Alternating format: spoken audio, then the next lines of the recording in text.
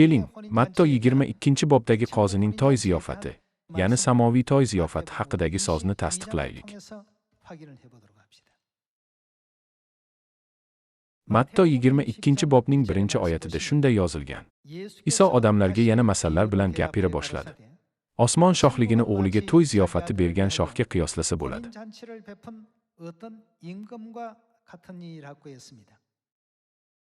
Biz ona Xudoning haqiqatini o'rgatayotganimizda, ba'zilar biz Iso o'rgatmagan narsalarni o'rgatyapmiz deb aytishadi. Biroq hammangiz, agar biz Matto 22-bobni diqqat bilan ko'rib chiqsak, bu masalni kim o'rgatmoqda? Keling, 22-bob 1-oyatga yana bir bor qaraylik. Iso odamlarga yana masallar bilan gapira boshladi. Aniqki, buni kim o'rgatyapti? Osmon shohligini o'g'liga to'y ziyofati bergan shohga qiyoslasa bo'ladi. Shoh to'yga taklif etilgan mehmonlarni chaqirish uchun xizmatkorlarni yuboribdi. Mehmonlar esa kelishni xohlamabdilar. Shoh yana boshqa xizmatkorlarni yuborib, shunday debdi: Taklif etilganlarga aytinglar, men ziyofat dasturxonini tayyorlab qo'ydim. Buqayu bo'rdoqlarim so'yildi. Hammasi tayyor. To'yga kelaveringlar. Biroq ular bu taklifni ham nazarga ilmabdilar. Biri dalasiga, boshqasi o'z ishiga ketibdi. Qolganlar esa shoh xizmatkorlarini tutib, xo'rlab o'ldirishibdi. Shoh buni eshitib, g'azablanibdi. Lashkarini yuborib, qotillarni qatl qildiribdi, shaharlarni esa yondirib kul qilibdi. Shundan keyin u xizmatkorlarga aytibdi: To'y ziyofati tayyor, lekin taklif etilganlar bunga munosib emas ekanlar. Shuning uchun chorrahalarga boringlar, kimni ko'rsangiz, to'y ziyofatiga taklif qilinglar. Xizmatkorlar yo'lga chiqib, uchratganlarning hammasini, yomonlarni ham, yaxshilarni ham yig'ib kelibdilar. Xullas, to'yxona mehmonlarga to'libdi. Shoh mehmonlarni ko'rish uchun kirganda, u yerda to'y kiyimini kiymagan bir odamni ko'ribdi. Va undan: "Do'stim, to'y kiyimisiz bu yerga qanday kirdingiz?"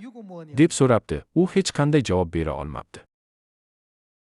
Albatta, samoviy to'y ziyofati haqidagi masal Isoning ta'limotidir. Xo'sh, bu masalni o'rgatishdan maqsad nima edi?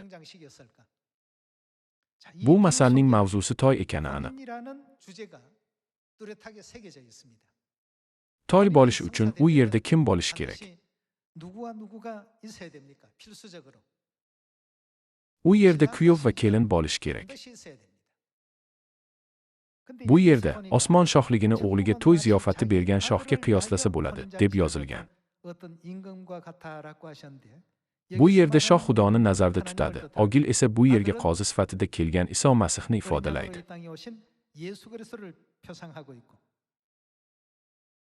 Unda to'y ziyofatida eng muhimi kelin bo'lishi kerak emasmi?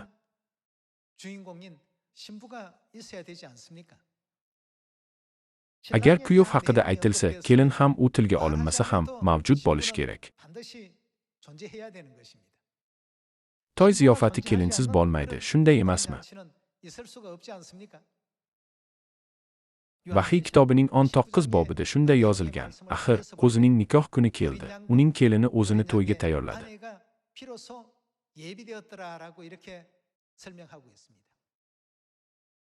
Iso bu ta'limotni to'y ziyofati haqida o'rgatdi. Boshqacha qilib aytganda, bu Xudoning ta'limotidir.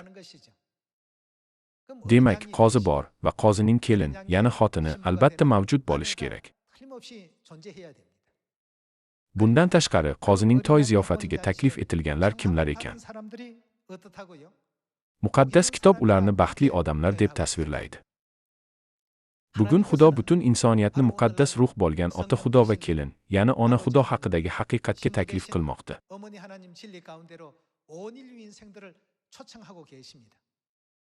Biroq insoniyat bu chaqiriqqa qanday munosabat bildiradi? Mehmonlar esa kelishni xohlamabdilar deb yozilgan.